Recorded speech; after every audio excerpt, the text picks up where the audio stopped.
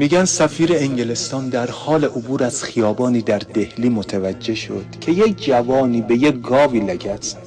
گاو هم که تو هندوستان مقدس. سری ماشین رو نگه داشت، از ماشین پیاده شد و رفت به سمت گاو.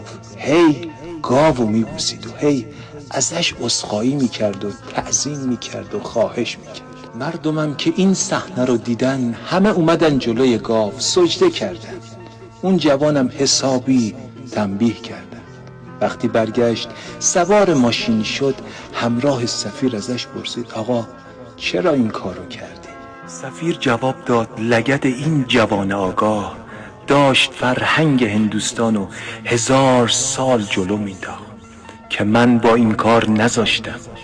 یادتون باشه رفقا، هر لگدی که شما به خرافات ذهنتون، به خرافات جاری در زندگیتون میزنید، فرهنگ شما رو 1000 سال جلو میندازه.